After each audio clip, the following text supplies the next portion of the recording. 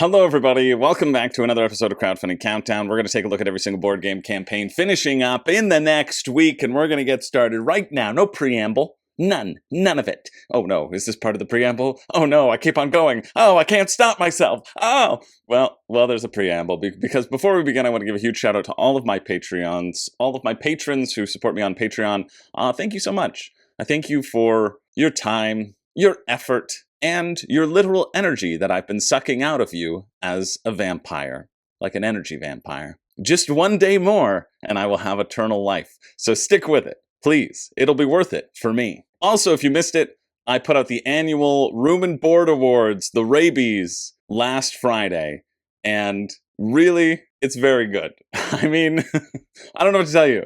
I spent too long on it, which is why it came out in April and not February. So go check it out and validate me. There we go. All right, let's get into the week. We're starting off, of course, with a $1 pre-pledge, so we're not covering this one. Dragon Derby, which apparently did the $1 pre-pledge, which apparently didn't give it booming success. Wow, who would have thought? It's not a Magic 8-ball. What a surprise.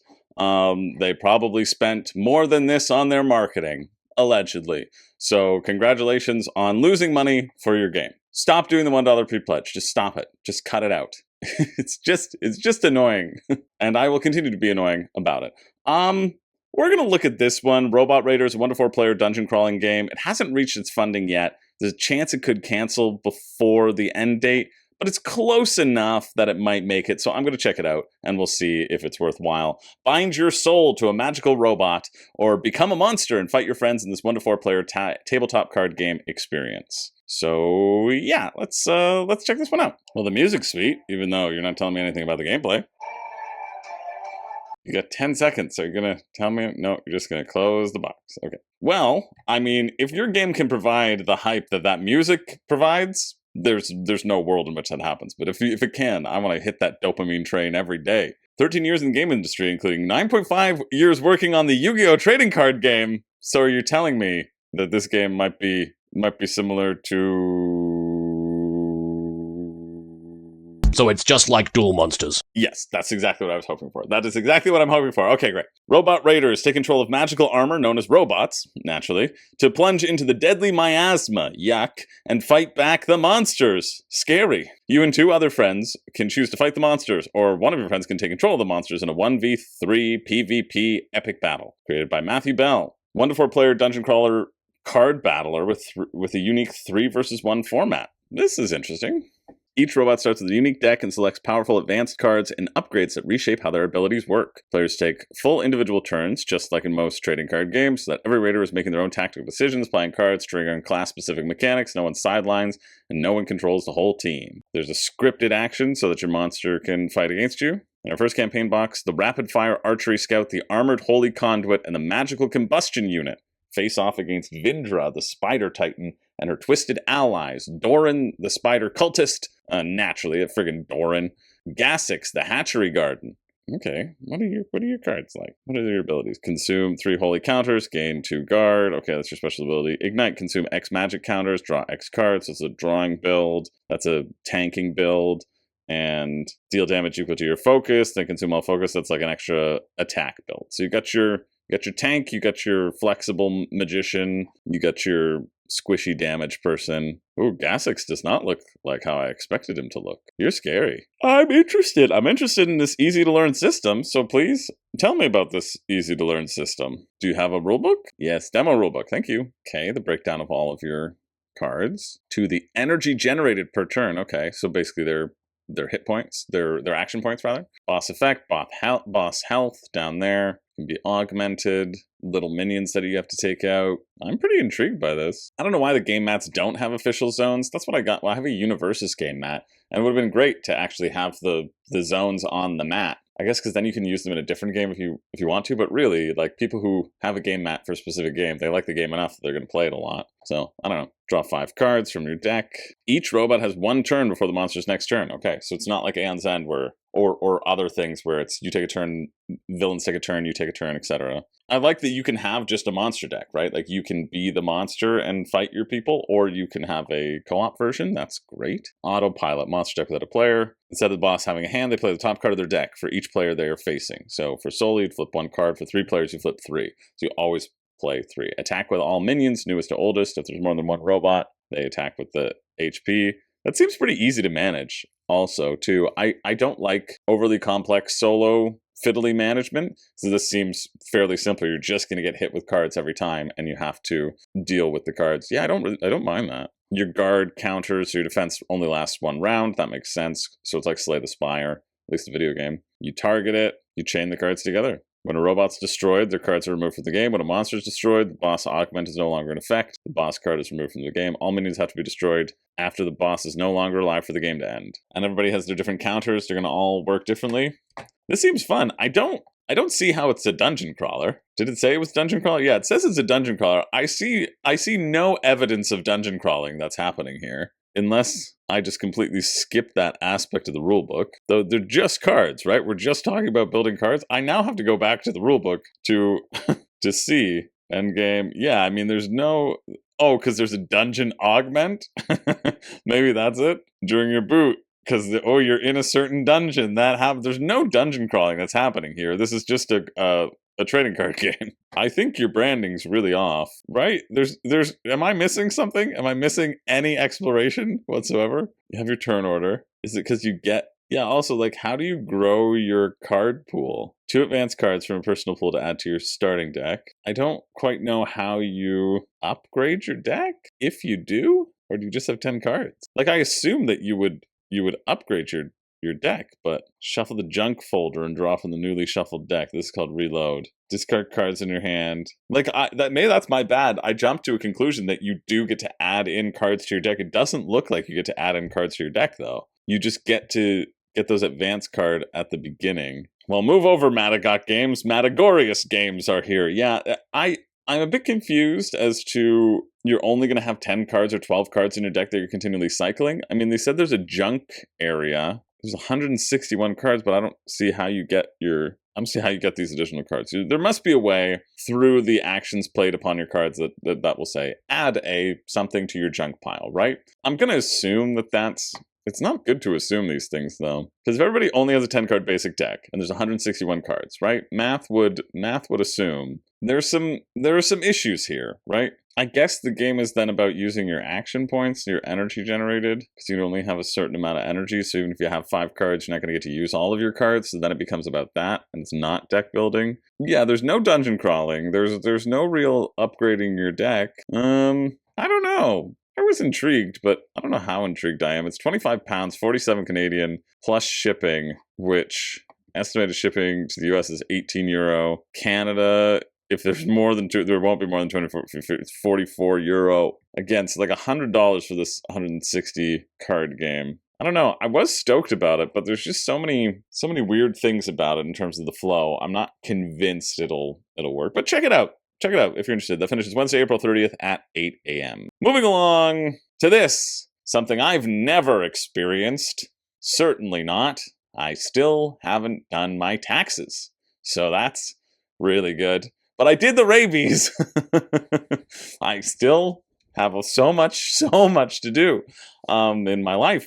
But hey, I did the rabies. So there was that. I crossed one of them off. Burnout. Get rid of all your paperwork before anyone else to avoid burnout. Thanks, Kickstarter. Thanks for targeting me. It's okay. We still got 2 days. We still got 2 days to finish our taxes. We're okay. We still got 2 days. We still got 2 days. Okay. Can your voice go any higher? No, I don't think so. Not in the morning. Yeah, I'm doing this in the morning now. Ooh, it really shows that I'm working. The goal is to first finish your paperwork while cramming your friends with more paperwork. Okay, it's a big take that fast. Give 8 cards, play cards. They're urgent. You choose a player. They have to take cards from the deck. Yeah, you know what? Credit to Burnout that this is a game that most people would try and print. And I like that they're doing a print and play. So it's cheaper to have a big old take that fest. If you want to big all that take that fest, you should buy this one instead of buying a box version of something that you're going to get and you're going to go, oh, that's not very good, is it? And then you're never going to play it again. So if you're interested, the finish is Wednesday, April 30th at 11:47 a.m. We're going to move on. Oh, okay. I really like this. I forgot that I put this on here. We have the Board Game Geek Artist Series, Series 10. The BGG Artist Series aims to give you stunning art while also showcasing the incredible talent of our artists in our community. I think these are awesome. Yeah, so you can see like their previous, I get 15% discount when you back a full set. So that's the reason to back it now. I really like this as an idea. This was when I did a Christmas gift guide for board gamers for things that aren't just more board games that you want to get the gamers in your life for Christmas, which I thought it was a pretty good video. This was near the top, right? I think these are really cool. They elevate a space. My neighbor and not friend, Yuval, has a few of these in his house. And I think they're really cool. You can see, let's just have a little zoom in on these, eh? Like they just take an idea, like this is Agricola, Arc Nova. They're in order. They're in alphabetical order. We can go through Cascadia, Castles of Burgundy, Cryptid, Dead of Winter, Dominion, Eclipse, Everdell, Feast for Odin, Flamecraft. Oh, Flamecraft is cool. Food Chain Magnate. I really like that one. That's neat.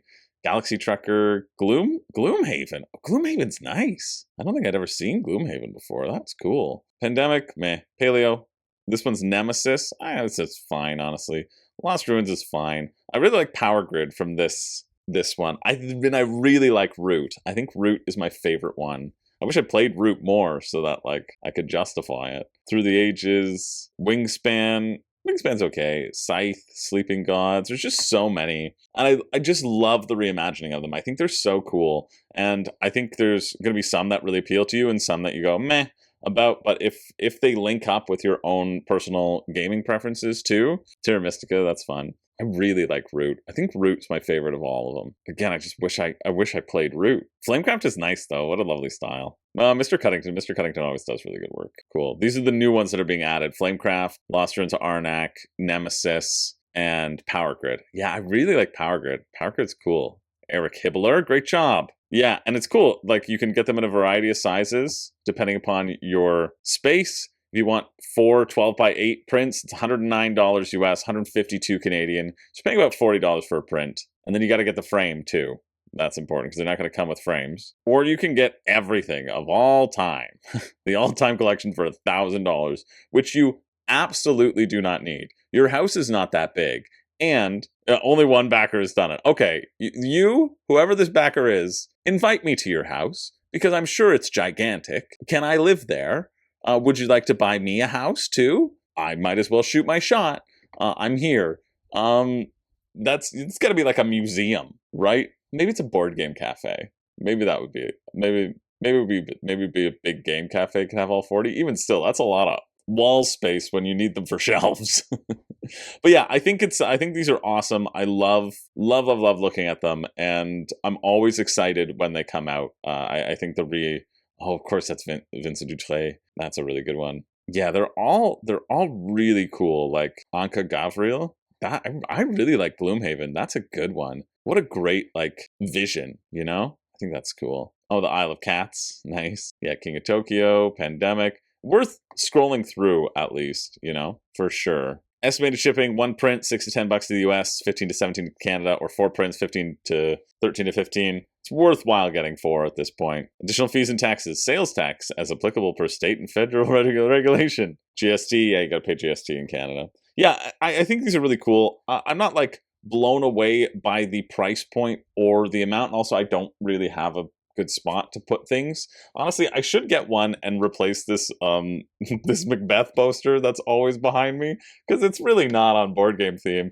And it's especially not on board game theme when it shows up in my WSBG videos, which I also film from here. So I should probably replace that one, but I don't know. I mean, like, I like that. This was the first show that I was in Toronto. Didn't get paid for it. But, you know, it's the first show I was in Toronto, so that was cool. Anyway, if you're interested in that, check it out. The finish is Wednesday, April 30th at 3 p.m. Moving along to this one, Grave Trigger. Use monstrous living armor with reality warping power to fight for the fate of a mutated future.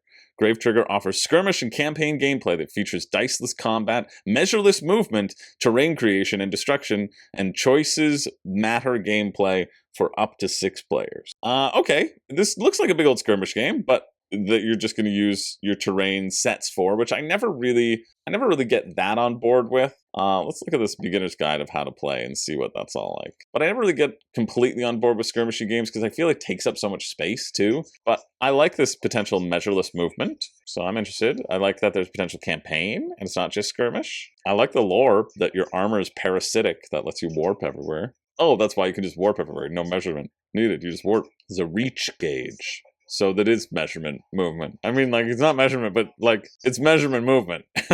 Or it's measurement reaching, I guess. You have little mini objectives to complete to give yourself special powers, it looks like. Hey, don't worry. In Grave Trigger, your choices matter, as opposed to all the other games where your choices are just, they don't matter. They don't matter whatsoever. So it's just nice to know that at least finally there's one game which makes your choices matter. Okay, yeah, I've got a huge issue with no measurement movement here. They're like, you can place this movement token anywhere, but if you're jumping up a tower, they gotta be within reach 1, and if it's over reach 3, like, you still gotta use this tool. It doesn't eliminate measurement movement, which makes sense because skirmish games sort of in that free form, you need some rules. You can't just have people teleport all over the place. It does make sense. I just take issue with the using of the. Sorry if you're hearing beeping if it's coming through the microphone, but I'm keeping it on because I'm gonna go play games, but I'm trying to cram in as much work as I can before I have to go because I'm so behind. Anyway, there's measurement movement, but it's just one big old reach tool.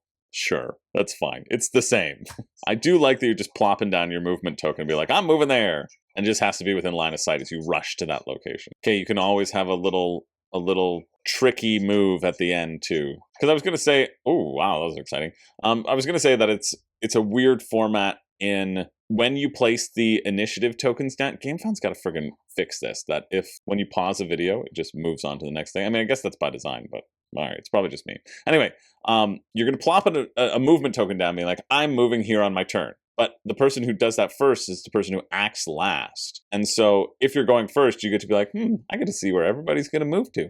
Okay, now I'll place my movement token here, go and attack them and move somewhere else where they can never touch me. And it just feels incredibly beneficial to be going first then. It seems you get the benefit both ways rather than there being a benefit, one way or the other, which is often how the turn order is balanced. There is some neat stuff here in terms of manipulating the terrain. That does seem potentially interesting to people. You can throw bits of terrain at people or push them so that it changes the line of sight. I do think that's neat.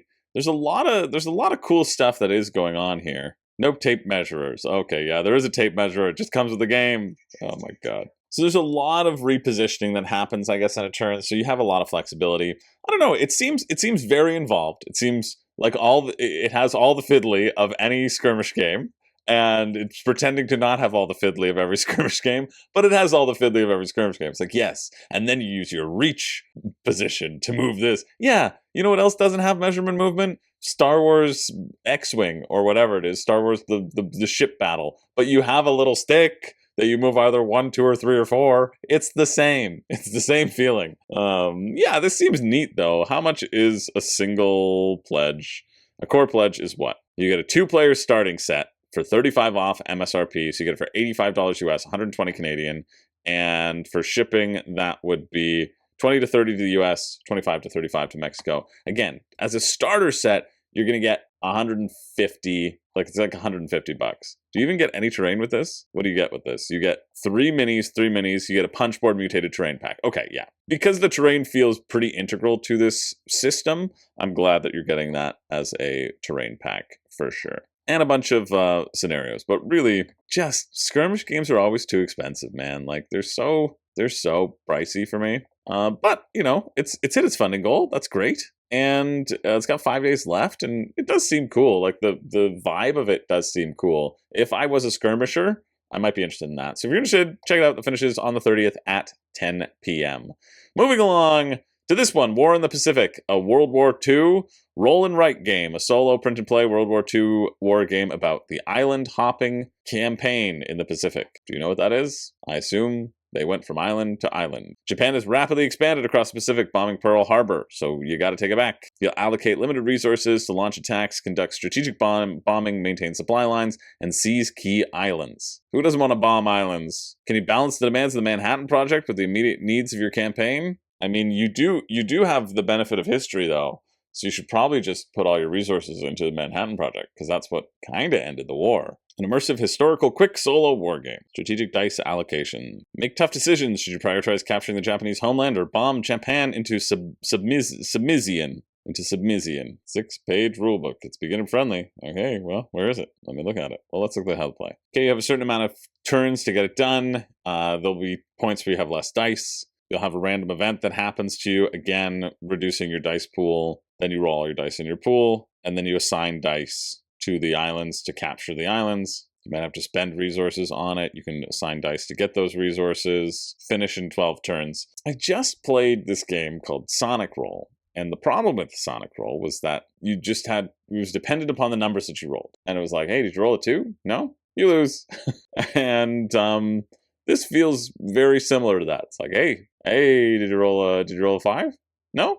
You lose. You know, that's kind of how it feels. I don't know, but I mean, it's print and play. It's $5. It's $5 Canadian. So if you like solo war games, there's a potential here. Hand management, I guess, if you like dealing with uncertain numbers and trying to maximize whatever you have, you can check it out. I think it looks just fine. It looks better than the other print and play, though. It looks better than Burnout. So check that out. That finishes Wednesday, April 30th at 11:58 p.m. 11:58, not 11:59, not 12, 11:58. Next up, we are not covering this, Get Stacked, because, again, they use the $1 pre-pledge, and we don't give free marketing to companies we hate. But we are going to cover this, which, unfortunately, I have really zero hope for, because it's by Watch Mojo. So I just assume that they don't know games whatsoever, and it looks like a big old funny card game. But maybe we'll get to blow our air horn, and maybe I'll be happily, pleasantly surprised. That's the expression. I wouldn't put much faith in me either. I mean, I can't even string a sentence together. This is a satirical engine builder that mixes strategy and role-playing, taking adult players through an absurd world of fame and power. I don't know why I have put adult there. Maybe because there's adult content. Ooh, I hope there's some funny cards. Oh, they say it's going to be epic. You can be incredibly good looking. You can have a cult-like fan base. That's what I want. Only want that. No, I prefer the good-looking one. I don't think this looks like an engine builder. I think it looks like a funny card game, because you can be a funny podcaster or a funny gamer. Can you be the best meta in this meta game? I don't know. We're going to find out. It's an entirely original comedic board game. It sounds like a funny card game, but we're not sure just yet. What we need for a funny card game is this hilarious? Mark Street said it's hilarious. He wasn't paid to say that. Here's what you can do. Okay, you got 4 actions. You can move up the social ladder. Yes. You can collect turn bonuses. Throughout the game, players will equip skills, advantages, and revenue cards to their character. These may give you money or fans each turn. Okay, look at that. Engine building. Play cards from your hand. There are 2 types of cards you can play. Players that you can equip for continual benefits, and one-time use cards that may give a reward, allow a player to attack others, or defend themselves. Yes, it's just a big old take that fest, isn't it? And then you just draw more random cards. Oh my goodness, it's going to be so exciting. Perhaps I'm being unfair to this game, but I don't think so. I don't think it's going to be a funny card game, though. You don't get to play cards, and you don't get to laugh at the cards, which just sucks. But they say there's some role-playing involved, which I haven't seen it. Well, let's see. What makes it unique? The comedy of modern role-playing. Throughout the game, players will have lots of opportunities to act out various scenarios their characters get into. You could end up making an apology video after getting hit with a scandal, or you might give a 15-second ad for a sponsor to earn some extra money. Just horrible. My least favorite mechanism in board game is, surprisingly, acting. I don't know what that says about my chosen career, but I think we'll skip on by that one. Starting with the player with the oldest cell phone, because they deserve a win. Yeah, you're poor. Loser. Or they just invested in sustainable technology? You can play as many cards as you want from your hand as you wish. You can choose not to play any cards. You can save for a later opportunity, because they're all time them out. Can we see what that is? Can't enhance this. Yeah, I can. Enhance. Enhance. You've started your own clothing brand. The designs are bad, the materials are cheap, but the prices are sky high and your fans buy it anyway. Earn money. You decide to box another player on pay-per-view. Who the hell knows why people would pay to see that, but they do. Roll the dice to see who wins the fight and takes home the most prize money. You just pick somebody and everybody earns stuff. So it really is just, getting a bunch of random things happening to you from a deck that you have no control over and playing them and laughing at the funny text on the cards. I think we got it. I think we're going to call it. That's it. It's a funny card game. Let's do it. No discernible gameplay, but there are some funny cards. Oh, it's $22 though. Honestly, that's a great price for this. Oh, that's the deluxe version. It's $35. Yes, because you get the acrylic standees naturally. But if you want to do $22, 31 Canadian. Realistically, for this sort of game, that's a good price for it, and I gotta give you props where props are due. It's $10 to $12 shipping to the US or to Canada. Canada's $12.15. That's it. That finishes Thursday, May 1st at 10:01 a.m. Let's move on to this one, which it feels like we already are. We've gotten cursed. We'll get to that one at another time. Okay, it's time to get cursed. A game where you must get curses to win. Curses challenges chaos by the creators of Modern Problems Require Fantasy Solutions. I imagine that it might be a funny card game. It's curses, challenges, and drinks. Is this a drinking game? I guess we're gonna see. I guess we'll see.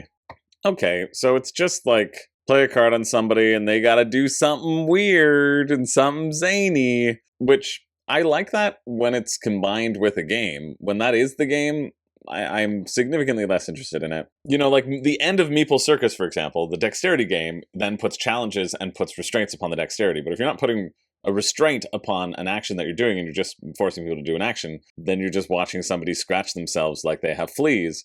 And, well, every time I do that, I get YouTube comments about it. You must fall hopelessly in love with yourself and show vanity and conceit. Okay, this now feels targeted. Okay? It feels like it's I don't know if they've made these prompts for me, but it kind of feels... You have a cannonball chained to your ankle. How do you know? I don't even show that portion of me. That's for my only feet. Are you a member of my only feet? Okay, this is uncanny. You cannot laugh when anyone else is laughing, and you must laugh when no one else is laughing? Come on now. This feels targeted. This feels like you're just watching my channel and saying really mean, hurtful things, especially that last part. Oh, but it's not active the whole game? It's literally like one round and that's it. So it doesn't even escalate. Man, they can't even get that right. You must stand on one leg. You can't change legs. You can change legs, but you can't change the fact that you're now a flamingo. That sounds... Wait a minute.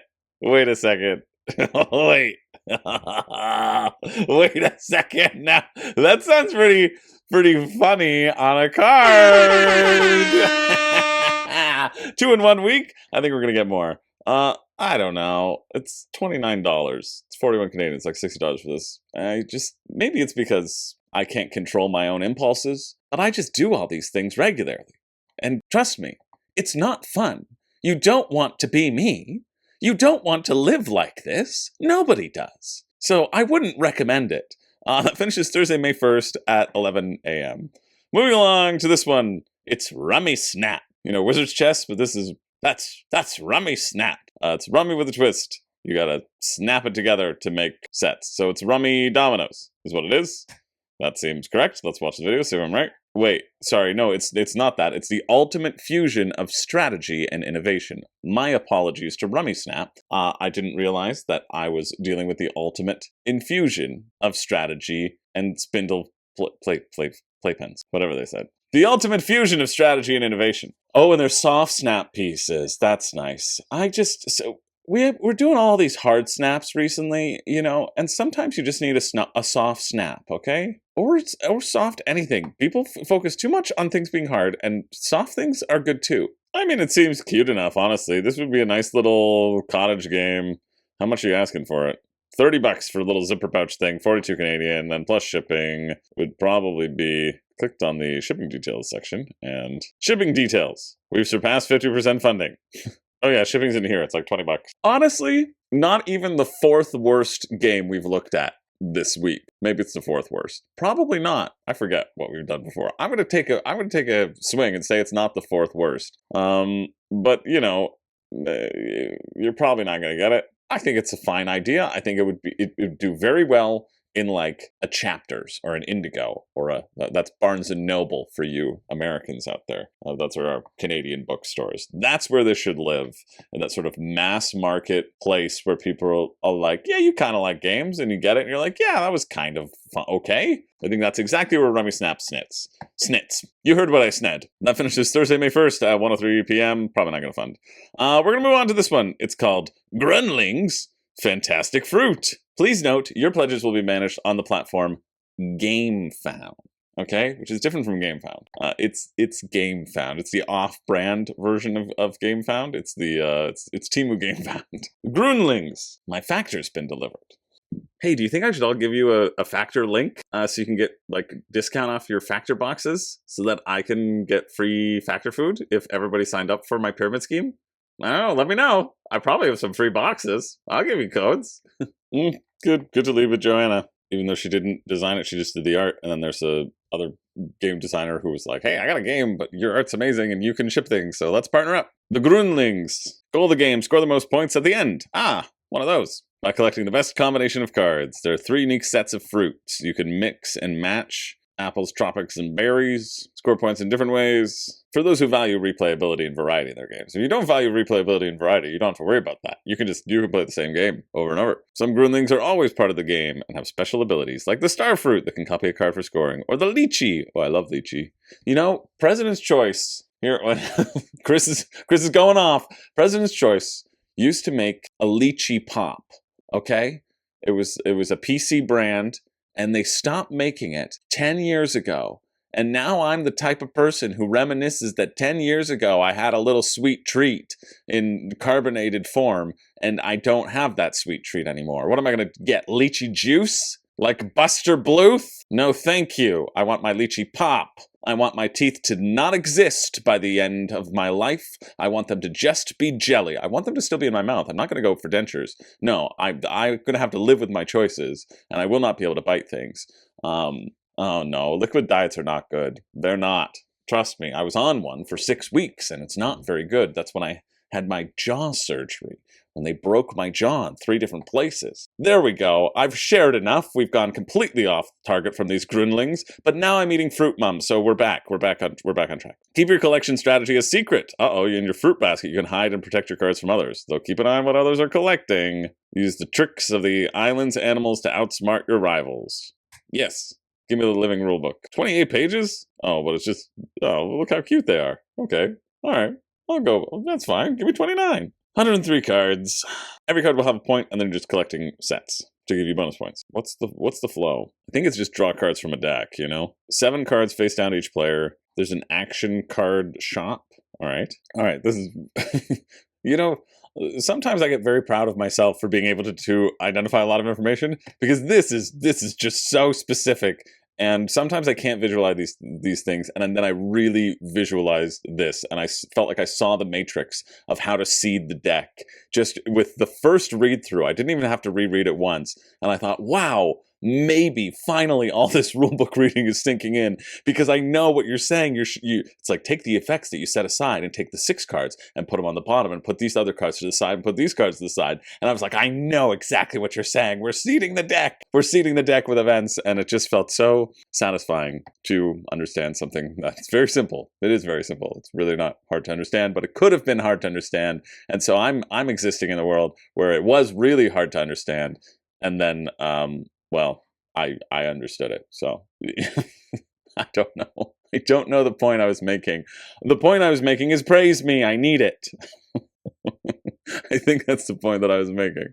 Oh, just desperate for it. Okay, choose a player to start the game. We suggest whoever ate fruit most recently. Man, I'm never going to get to go first. Actions. Play any number of action cards held of your choice. Put them face up on discard piles. So play a card, do a thing. Basket, you can pick up, swap, store, face down, non-action cards in your basket. Oh, but you can only score two cards in your basket. I like that there's some slight hidden information. I really like that, actually. We were playing an auction game from my neighbor and not friend, Yuval, and we came up with this idea on our own as well. We said, hey, what if you started out with your auction, you had some hidden information? So that's quite nice. He didn't come up with it, okay? We came up with it. When you see the collectors out in stores, let me tell you, that's me. That was me, kid. It was mine. I did it. Did nothing. Reveal the top card of the draw pile to everyone and add it to your hand. Then choose A or B. Take the top card of the draw pile again, but don't reveal it, or take a card from the discard pile. All right. Yeah, I like that flow. I actually do like that flow. I think that's nice. You're showing what you have, and then there's the hidden information, and you're potentially throwing things away, or you can grab what you want. I mean, it's not going to really affect the game that much. I like that it exists, but it's not going to affect the game. I guess the action cards will affect things. It'd be like, hey, name a fruit. People give you all of that fruit, right? I can imagine those would be the action cards. Or name a fruit. They must give you one from their hand. And so if you know what people are collecting, then those action cards, like as long as the action cards deal with information-based things and not just like draw more cards. What are you saying? Oh, I gotta zoom in. I like this. Yeah, okay, so this one's good. Declare which player, including you, that will have the most grapes at the end of the game. Place this next to them, and if you're right, then you get 5 points. Like, those are fun events. This Greedy Pig is not as fun, right? Discard a card, and then secretly draw 5 cards. Who cares? Less entertaining. The stuff like the grapes one make me excited. Greedy Pig makes me think this is every standard card game that exists on the internet. You can have 10 cards in your hand, so you're managing your hand of what you want to keep. You reveal all your cards for scoring, and you score them. So you're finding that balance, too. There's that potential Lost Cities feel of balance. I don't know. I don't think it's going to be... Okay, card types. Here we go. Actions. Most actions. What is this little fox saying? What does the fox say? It says, take a card from another player's basket. It doesn't go... Most dark shrubs at the end. You get a bonus of 10. You cannot discard Darklings in your discard phase without spending leaf actions. Okay, there's another little thing. I'm potentially intrigued. I'm intrigued by this. How much are you? €29. I don't like that. 46 Canadian. You know, if it was super cheap, but €29 is expensive. Basic shipping to Germany, though, is €420. Hey, 420. 539, 930. Outside of the EU, 1230 to ship. It's going to be a very small deck of cards. Well, it's 102 cards. It's 2 decks of cards, essentially. That's the size and some tokens. So it'll be a small box. I don't know. It's like $60 for this game. Again, this is why people are up in arms about, you know, certain tariffs, because you don't want to pay $60 for this for a card game. I've been saying that for years, right? Nobody's going to do it. It doesn't make any sense. It doesn't matter how cute the Grunlings are. But I think there is potential here for this to be an interesting game. I'm back and forth on the action card abilities. They don't feel that too much take that. They don't seem all that innovative either. So I don't know. That finishes Thursday, May 1st at 3:01 p.m. Moving along to A War of Whispers, Expansion of Influence. A new threat strikes from the sea. Who will be positioned to claim the advantage? Who will be? I've never played A War of Whispers, so I'll probably be not great. Oh, I like the board, though. Looks kind of fun. Sure. I mean, if you like A War of Whispers, this seems like it will add fun to the game, for sure. I haven't played it before, but it seems like a very simple style area control game. But they're adding in some guilds, so always some different powers to draft is always a fun thing to throw in. The Orca clan is a new clan every time you add in a new faction. I always like that. And a 5th player whose secret... Oh, I thought the 5th player was the Orca clan. No, a 5th player whose secret society is called the Sparrow Underground. Both the Orca clan and guilds must be included to make sure you have enough placement options. Plus, they give you a bunch of scenarios, or you can draft scenarios. Neat. What is A War of Whispers? Let's see. What they say about gameplay is this. Loyalty cards contain predefined loyalties for each player. This allows players to balance their initial faction allegiances to decrease the randomness or duplication that the base edition of War of Whispers provides. Sure. Oh, so you're choosing what influence you have. And so the Orca clan module adds a 6th faction located on the island next to the main map. The faction is special for 2 reasons. No players are loyal to it, and it can use raid tokens to attack different locations across the map. So it provides a threat that can take out any other faction if they're getting too strong. The guilds introduce 6 new actions for your agents, creating more spaces, agent placement for offering various new ways to manipulate and influence the game. And the expansion is $29. That feels very reasonable for this expansion. The collector's edition and everything is $99. That also feels really reasonable. Or it's $69 for the collector's edition as well. Shipping to the US is expensive. Yeah, that kind of hits it. 18 to 24. Canada's cheaper. Yes, of course it is. 16 to 21. I'm a bit bummed that they're not explaining what A War of Whispers actually is. But there's a Shut Up and Sit Down review, which says, Game of Thrones in a box, in an hour. See, that's incentivizing. if there was a rulebook, I would have looked through it, and I would have told you all the fun things that can happen in War of Whispers, but they decided that they didn't want anybody to know about their existing game, and they just wanted to target their fans, which, hey, there you go. That's what they did. That finishes Thursday, May 1st at 11:59 p.m. I'm not going to push it. Be better on your campaigns, and then I'll give you free coverage. Wow, it doesn't take that much. Moving along to this, Ashes Ascendancy, the next era of the Ashes saga. I've never played Ashes, but I know people like it. Well, there's never been a better time to start now. Oh, apparently. So if you started before, you suck. This is designed as the on-ramp for new players, they are saying. Oh, that's fun. You choose your starting hand. Neat. That seems really lovely. I love seeing people be passionate about stuff, and I love seeing people that, like, are clearly in it for the joy of the thing. That's like, I don't know, maybe I'm just emotional today, but it's like when you get emotional at a commercial. It's like, the way that they... This is why, hopefully this, like, translates to me being, like, really passionate about saving you money, or, like, making sure that you have fun things, making sure that you don't, like, give in to that devil on the shoulder that's like, you need everything. It really is. Like, the fact that they emphasized, like, 3 times in the video, listen, like, we have other products. You don't need to get the other products. Like, we just want to give you the starter set. Like, we want to make sure that you have the starter set, and we reinvigorated it so that more people can get into the system, because we know it's overwhelming. So we have this new starter set, and you're perfectly fine doing that. We have other bundles, yes. If you want to get additional stuff, you can. There's some recommendations, but, like, please know that you can just get the starter set, and that it's gonna be okay. And the fact that they're emphasizing that, and they're like, that speaks to them just, like, really wanting to create a product that is accessible and is good to people. I mean, let's see, I'll scroll down, it's like $100 billion. No, $50, like, that's pretty good. I mean, again, for me in Canada, it'd be $100, and then probably too much, whatever. But I just think that's so nice. I really think it's just really nice, and it just makes me really happy. Pre-constructed decks are nice. It's an expandable card game, not a collectible card game, so they're like, there's no power creep, which also is a big statement, because generally you're going to get power creep anyway, or at least mechanical creep. That's how a lot of these games, these expandable games work, right? You start with the basics, and then you add in something new and interesting, and new and interesting, and new and interesting, keep on expanding across of it. But yeah, it's celebrating its 10-year anniversary with a brand new starter set. Lovely. I'm a newer returning player. We're excited to have you here. We recommend starting with the Introduction to Ashes. And to give you the high-level information you want, we recommend the best ways to jump into the game. Also, we recommend checking the Ashes when you want print on demand section. You can print off some Ashes cards now and get playing. I love this. I'm so thrilled.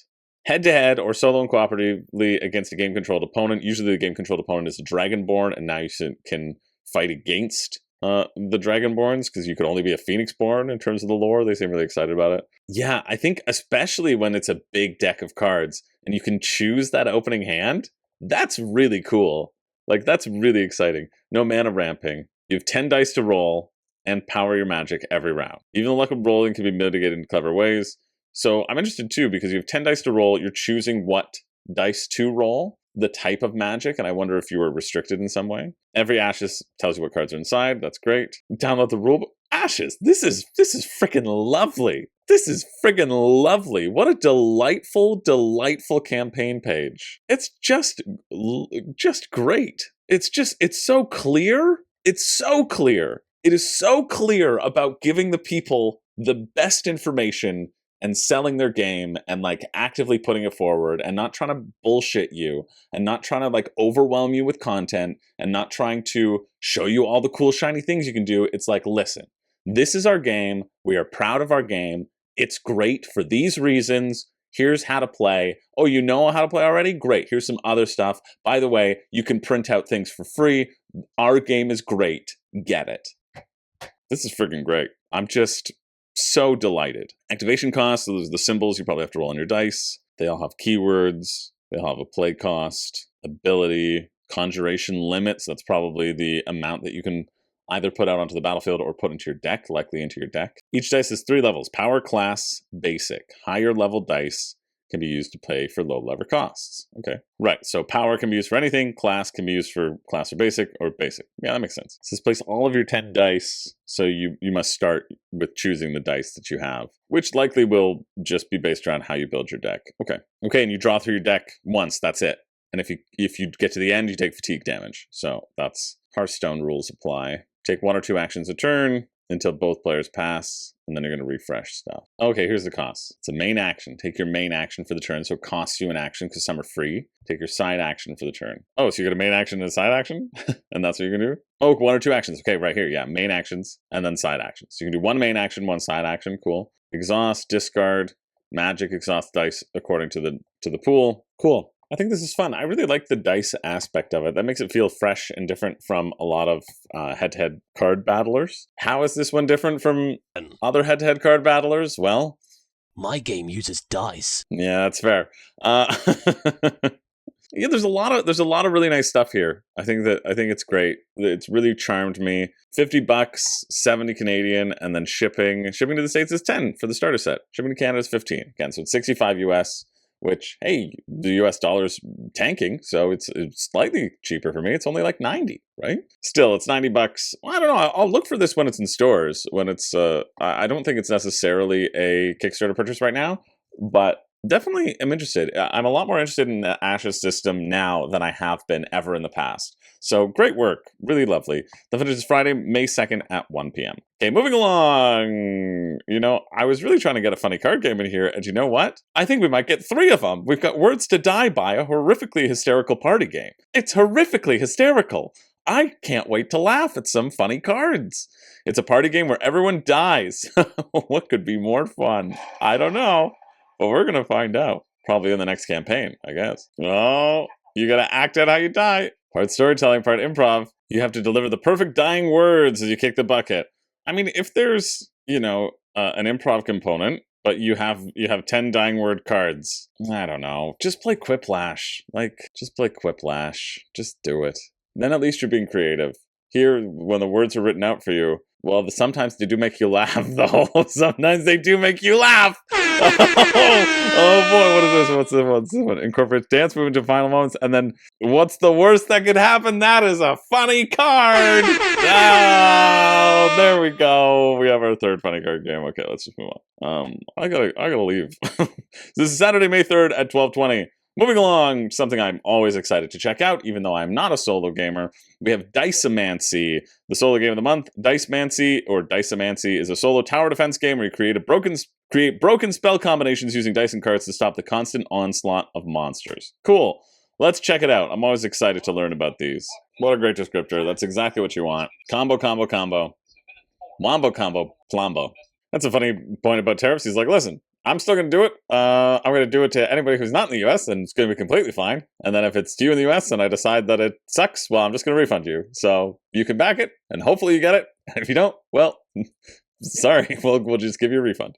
That's a good way to kind of approach this, which is nice as a small company you can do. All right, so this is a solo tower defense game with broken spell combos. That's what it's putting itself forward to be. You're going to have these cards. You can lay these cards on top of it themselves in this grid, and then you can drop dice on those cards to activate specifically those symbols, I suppose? I don't know. Let's look. Let's look at the rules. Oh, probably when you kill the monsters, then they flip over and they become a card that you can use. That's what I'm going to guess. That would be cool. Grow in power. Yeah, you flip it. You get a card. Boom. Intuited that. Oh, okay. Monsters will advance closer towards the castle on the left side of the board. They move in rows and stay in them. If they ever get past your castle walls, they lose. So they're just going, and you're dealing with the stuff. Okay, I thought they were attacking your spell slots, but I don't think they are. There's a separate castle thing, and you just see them advancing, and you just have to deal damage. Scenario-based game. I would assume that the monsters would be random. I bet there are random ways. Maybe it's just the number of monsters is a scenario. Oh, for this scenario, you'll have Fireball, Water Whip, and Vine Wall, so you have different spells, I guess, for each scenario too. Different restrictions. I like that. Cool. And because the monsters are on the back of spells, you'll use different monsters when you're doing the different spells. I like that potential for sure. Okay, how does chaining work? That's what I really want to know. I see. So each spell is going to have arrows on it, right? And so whenever you place something, it's just going to go until it goes on arrow.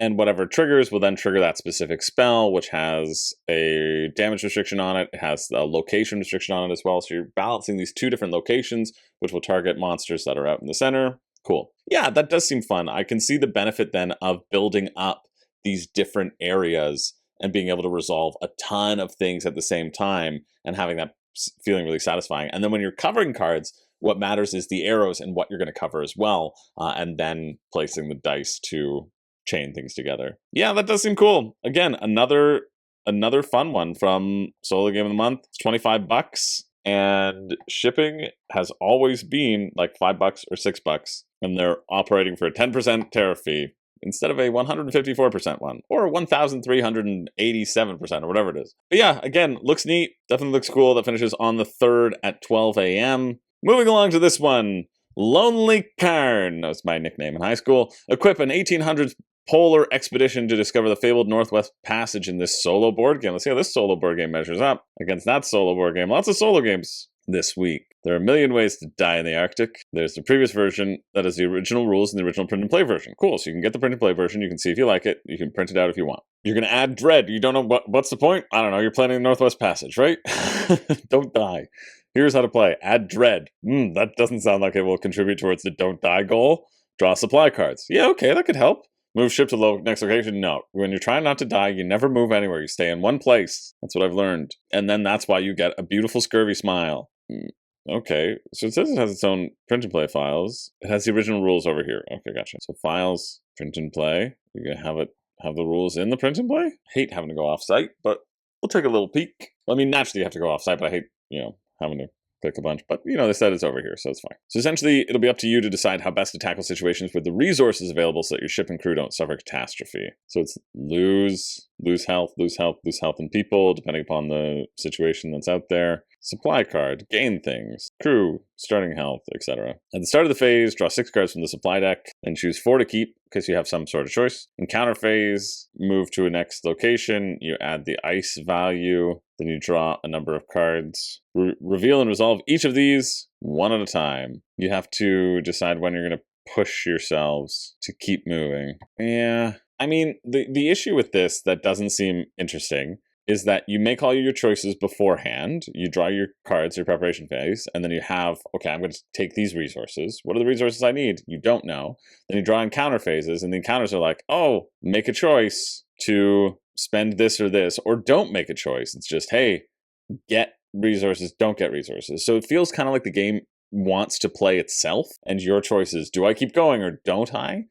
Which doesn't necessarily seem all that interesting to me. I think, like, Dicemancy, for example, has so many more decisions, and here it's kind of the game is playing itself. So unfortunately, I don't think this looks really good at all. But if you're interested, check it out. The finish is Monday, May 5th, and tell me why I'm wrong at 10:09 a.m. Moving along to this one, Dungeon Crawl. Well, we had a dungeon crawl that happened earlier that wasn't a dungeon crawl, right? So let's see if this one, called Dungeon Crawl, is actually a dungeon crawl. A cooperative fantasy board game for 1 to 5 players that seamlessly blends strategy and luck. It's seamless. You don't know where strategy ends and luck begins. It's similar to games such as Munchkin. I almost just moved on, but I'm going to keep watching. I don't think so. It's like Undead. Whoever killed it rolls a d4 and roll 3 to 4. It regains half its health. Ooh, whoopity-doo. They showed rolling dice and they showed pointing at people. Yuck. There's a little bit more to it. It's not just random cards, the board game, but it seems pretty close. I mean, that's a lot of, like, dungeon crawlers are random cards in the board game, to be fair, right? But it's the tactical decisions are the things that I like more. All right. I need to have a solid how to play. So, you can make tabs on the side, right, to actually make people interested in it. No, we have shipping. We have murder hobo loop. Are you going to tell me how to play the game? Doesn't seem like you're gonna. How to play. There's just this video. So it's co-op? Okay, it is co-op. I don't know. It's kind of just like draw a card, do a stat check, draw a card, do a stat check, draw a card, do a stat check. Which, at least there isn't any that take that fast in Munchkin, which just slows the game down. You're going to be like, oh, okay, who's going to face this monster? Well, you have the highest strength, you do it. It doesn't seem all that great. 50, absolutely not. For 55, for just a bunch of cards, I'm sorry, Dungeon Crawl. Not really that good, and we're going to just move on, because I don't care anymore about anything. That finishes Monday, May 5th at 2:59 p.m. I gotta go play some games. We've got this. SharCon, the West Virginia Gaming Convention. Celebrate 20 years of SharCon. 52 people have raised $12,000? That doesn't seem right. What is this great tier? It's 50 at the door. It's, 45 pre-register. You can get it 40 for now. Oh, weekend VIP party. You get snacks and drinks. Yeah. Like the candles. VIP overnight party. Ooh la la. Get the hotel room for the VIPs. Plus a hotel for Friday and Saturday. This is just cheaper. Birthday party. Yeah. VIP party for 2. Ooh, la la. VIP overnight party for 2. Well, too bad I'm in a show, or else I could go there by myself, but have 2 beds whenever I wake up with my night terrors. Our theme is happy birthday, Charco. Oh. What's the theme? Birthday. Birthday theme. No, the theme is napping or watching TV. 100 play to win games. I don't know. I really clicked on this because I wanted to see how big it was. And because I thought I'd heard about it. And maybe I've contacted them at some point. And that's very good. That's a great cosplay when you're in a wheelchair. That's very good. I don't know. I wanted to see if it was big enough to do a WSBG event there. So if you work at SharkCon, like, just let me know. And if you want to run something, get in touch with me. We're doing something at RageCon now. That's locked in. So that's nice. I'm not going to be there, but, you know, they're going to have a little mini event where you can win stuff. And they're making sure that you get prizes of single ring tickets. So go to RageCon. Go to KuppelCon if you're there. You can win a buy. If you buy your ticket, you win 2 rounds. You win a first round buy, which is absolutely insane. Anyway, you want to check out SharkCon? You can. Okay, we're going to move on. We got 2 more. We got Kilauea, Gon's favorite friend, or Kilauea. Kilauea? I'm sure I should have just watched the video before I attempted to pronounce it, and then I could have pronounced it as if, it's 7 minutes. I do like Kaveh stuff, though. They do. Kilauea. It's probably weird that the A's in there, right? Kilauea.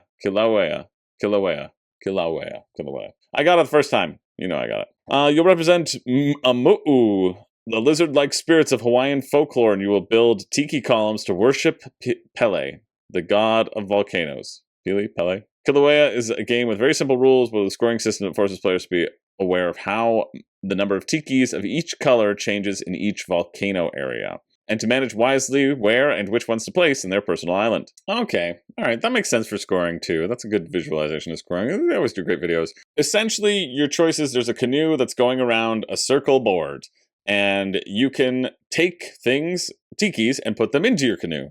And then you're going to divide, you're taking them from these little forest sections. There's restrictions on terms of how you can take the tikis. If they're connected to another tiki that's further up, you have to take that tiki, so there's some restrictions. You're going to be placing it into your canoe, and then you'll be placing them either onto the volcano board or onto your main board, and then you will score points based upon the number of tikis that you have times the point value that they get here. So the point value is smaller for the highest statue. So if you've overloaded it, or you can overload it for somebody, they actually will get less points. If they've been collecting a bunch of red, well, you can stack up the red and make it super tall, and then the blue and the orange might score you actually a lot more points by doing that. And so that seems like a very interesting balance and a push and pull of navigating what you're taking from the forest, where you're putting it in a nice abstract packet. 43 Canadian. That also feels very reasonable. 27 euro. Yeah, nice. Who's making this? Combo Games. More info. What have you done? They've done Neko Syndicate, which I thought looked good. This is surprising that this isn't doing well. Like this is really surprising to me, actually. Download the rules. You got the rules right there. Shipping to Iberia is free. Shipping to Europe is 5 euro. North America is 18 euro. So yeah, again, it's not really viable for me. Increases it by 66%. So $65 roughly to get to my door. I don't know. If you live in Europe and you like abstract games, I'd check this one out. I think this is perfectly passable, and it's a nice price as well. I don't know how the tikis are made. They look nice. Simple stacking things. Yeah, I think that's quite good, actually. I see nothing really wrong with it other than high shipping prices. But yeah, so check it out. That finishes on the 6th at 10 a.m. And finally, we've got this one, Hubworld Aidalon. On the Hubworld of Aidalon, there's no problem that a fistful of shards can't solve. Oh, it's from Earthborn Games. Oh, this is the next Earthborn Rangers style thing. Build out your sphere of influence and race to keep your foothold through cunning and subterfuge in this sustainably produced competitive expandable card game for 2 to 4 players. Let's see if they've got another Earthborn Rangers hit on their hands. Idle hands make the devil's work, but Aidalons make you have fun. Competitive card game of daring, espionage, deduction, and suspense for 2 to 4 players. That makes sense that it's card-based because that was Earthborn Rangers as well, in that CCG style, but not in that format, I suppose. I think I can read the rules quicker than 17 minutes, but we'll see. It's $80 for all these cards. Oof, or 130 for the set that they're pushing. Gameplay overview. Here we go. To win a game of Hubworld Aidalon, you must secure 3 agents from your rival before they do the same. The first player to secure 3 agents into their score area wins. When playing against multiple opponents, each agent must come from a different player. I like that. To secure an agent, you'll delve into one of your rival's 3 districts. They're commons, council, or archives. So just their deck, their hand, or their discard. So just anywhere. Just you can take them from anywhere. To secure an agent, you gotta go into somewhere. Your opponent's gonna have cards, and they'll have cards over here, and they'll have cards over there, and they'll have cards in the middle. And you can pick some of those cards. You're gonna go right in there. Ooh, but they got different terminology, so it's exciting. Each of these are protected by a path of up to 3 cards, comprising a 3x3 grid, so you gotta net runner your way through it. Your opponent will load up their grid with a hidden network of dangerous defenses, taxing distractions, or even agents themselves, forging powerful cards to thwart your plans at inopportune moments. Once you reach the end of your chosen path, making it through your opponent's defenses, you'll discover cards from their district, hoping to find agents to secure. And if they don't have them, well, you just wasted your time. How you construct your grid is up to you. You need to determine for yourself how you'd like to balance defensive strategies versus aggressive tactics while creating an economy that will supply you with a steady flow of cards and shards, both of which are critical to securing your opponent's agents and achieving victory. Okay, this is much better. For the curious, if you're curious about buying, if you're buy-curious, let's say, you can get a set of 2 complete pre-constructed decks for anyone interested in a taste of the full Hubworld Aidalon experience. I can't believe that's only been pledged 13 times. That feels really good. That's really turned me around. I'm like, I was going to say just go get Ashes, and I still might, depending upon what the exciting gameplay here is. But yeah, this is it's only been pledged 13 times? You people, are you not curious? Are you worried that you're going to love it so much that it's going to eclipse every other game that you have? Or the basics is $80, 113 Canadian, and then it can get more and more and more and more from there, which you maniacs who I haven't yet convinced to support me on Patreon. Woof. What a joy that would be for me. Could eat more than ramen. I'm kidding. Read the quick start rules. Yes, I would love that. Start me up right quick. Round structure. Give me that. Perform an action from below. Spend stuff in your pool to do so. Repeat until all players have no stuff to spend. Gain a shard from the bank into your pool. See, I read the rule book beforehand because I knew what the iconography meant, didn't you? Draw a card from your commons into your council. Ugh. See, I already hate that. Just say from your deck into your hand. You don't need to reinvent the world here, okay? It's Netrunner does this. It doesn't make it any more thematic. It's gonna be a head-to-head card battler. That annoys me. Sometimes I don't mind. Like, I don't mind iconography or like thematics in games when it really makes sense. From your commons into your council, because you're building a council of people. These are the advisors that you have on supply, and you don't know what advisors are going to be until they rise up from the common people, talking about this story of redemption and rebellion that could rival that of Andor or any space opera. No, it's into your friggin' hand, okay? Even though talking about it, I'm coming around on it because now I justified it, and because I'm like, I understand it now. I can understand it. What's the discard called though again? Let's see if it holds. Your exile. Oh, they've been exiled. They've been exiled from the community, and the exiles are still being protected by a bunch of stuff. So they've been exiled, but now you are the Empire because you're sort of protecting against the other people going into your exile and then radicalizing those exiles against you by taking them and using their lifeblood for points. Archive cards from your council until what's the archive? Is archive exile? This is the problem with nonsense keywords. I don't know. It feels like Netrunner. And I really didn't enjoy Netrunner. I thought Netrunner was, I don't know. I think the vast difference of excitement that I'm feeling from like Ashes to this is very significant. It's a nice quick start though. It's just, it's a lane battler where the lanes are independent of each other and you get to create the lane defenses. And I just think, why are you spending $200 on this? 20? I'm in. I think the Curious is a wonderful, wonderful choice. And I don't know why only 13 people have pledged for it. You've got to be like, I think the Curious is really great. That is the price that I would be interested in paying. 113 Canadian plus shipping? I don't think so. Shipping to Canada is $19. To the US is $17, you know? I wasn't talking to you, Alexa. I wasn't speaking to you. I'm not quite sure how to help you. Well, you don't have to help me with that because I wasn't speaking to you. Yeah, I just think I like the sustainability. I think the sustainability is awesome. I love that that is their mission, using paper sourced from FSC certified German forests. Cool. I do think that is an awesome mission, but I also feel like I hate lane ballers. Oh, paths to your archives. Okay, so you're archiving a card, and then exile is burnt. That makes a little bit more sense. Okay, does it make more sense thematically? Let's go. From my council, I've now archived a person, or I've stuck them in the archives. If you're looking to get an agent from the archives, right, you can pillage someone's archives. That means they're constantly stuffing all the old agents into this library. And they're saying, work in the archives, you gross librarian. No shade to librarian. I don't think librarians are gross. I know many watch this channel. I saw you comment on the 7th continent. I don't think it holds. I don't think archives holds up in terms of our theming. You've archived a person?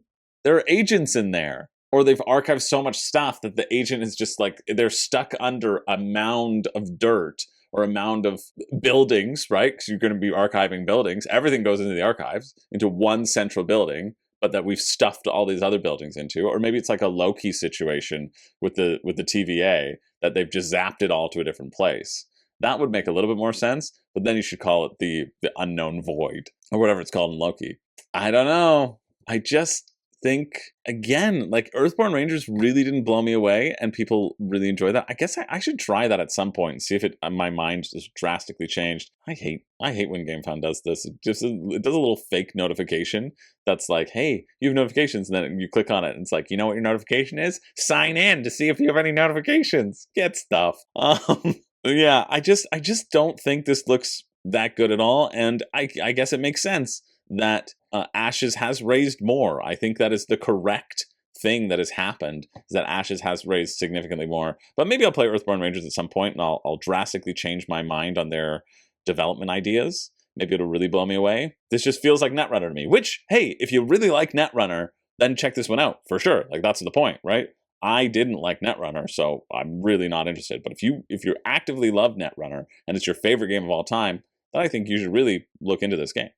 So if you're interested in that, that finishes on the 6th at 1 p.m. That's May 6th, 1 p.m. That is it for the week. Now, every week I do a pick for me and a pick for you. The pick for me is this thing that I think is the most interesting mechanically, and the pick for you being the thing that I think if you got, you would regret the least.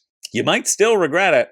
I never claimed that you wouldn't. I said regret the least. So there might be other ones that you would regret more. In fact, all the other ones. So let's remind ourselves, before we finish up this video, remind ourselves of what came before. Starting with this. Disgusting. Unfocused. Oh, right, I'm just supposed to be grunting. Okay. That's a good one. Bleh. Yeah. Yeah. Nah, absolutely not. Bleh. Bleh. Yeah. Yeah. Yeah. Yeah. Bleh. Yeah. Nah. Nah. Call me. Yeah. And bleh. Okay, I've got two good ones. I don't know why I switched away. You know what my pick for me is going to be. Pick for me is absolutely Ashes Ascendancy. I just was so lovingly taken by this game. I think it really is quite lovely. So excited. This almost moved me to back, and then I'm like, well, I can probably get a retail. I'm probably fine. But this makes me so much more interested in picking up something of the Ashes system, right? I've seen the base sets sort of float around, and I've never pulled the trigger on them in the second hand, and now I think I would, right? I think this is quite exciting. It was just a really lovely campaign, and I really want to give them props. You can see the passion, you can feel the passion behind the project, and I think that's wonderful. Absolutely wonderful. I think the pick for you is going to be Kilauea. I don't know why this isn't doing very well. If you like abstract games, I think this is going to be a good one. It's a great price, too. I mean, shipping's bad, depending upon where you are, but depending on if you're in a different spot, this might be a good situation for you. So there's a lot of factors here, right? Make sure you spend within your means, etc. But I think this looks abstractly simple. I like the scoring condition, and I think there's going to be a nice push and pull. There might be too much going on for you to really wrap your head around. I know I find that with some very ambitious abstracts. I go I cannot plan in advance here. I'm just going to see what happens. But I think that's okay. Like, it feels like a game where I would be okay with that happening. I would say, yeah, okay, that was fun. I don't really know where I went wrong, but I never do. You know, I wish I did. No, I know where I went wrong. I know every single moment in my life where I've made a mistake. And believe me, I remember them because I count them every night before sleep. I'm up to 2,000. Thank you so much for watching. Thank you so much for being here. My 601st video. It's my first video and 600 on Room and Board. So if you've been around that long, I'm sorry. I'm sorry that it's me that you've been hanging out with. But I'm happy about it. I like seeing you. So I hope you're having a great day. My name is Chris George. I do not have a catchphrase, but oh yeah, this is my hoodie. This is my hoodie from Into the AM. I have my hood up because my hair is kind of crazy. This is the only thing I've gotten from Into the AM where I go like, oh yeah, it's a hoodie. You know, I don't want to like run around screaming its name into the streets, but it's comfortable. So I think that's very valuable information for all of you who know that I can't stop talking about Into the AM, even when they don't sponsor the channel. They're basically always sponsoring the channel because that's all I wear. But yeah, I go like, yeah, it's nice. Maybe I would have wanted a large. I got a medium, so it's a little bit of a tighter hoodie. So maybe I'd like a sloppy hoodie because I'm a big sloppy hoodie boy. That's again my nickname in high school. You're hearing a lot of my nicknames from high school, but I feel close to you now. I feel like I can share these things. All right, well, that was the thought that came into my head. So that's what you get. Seems par for the course for Room and Board. I'll see you tomorrow. Tomorrow, I've got a Holopack to play through that's dropping, which was fun. And it's good because I wear a mask the whole time, so you won't even know it's me. See you there.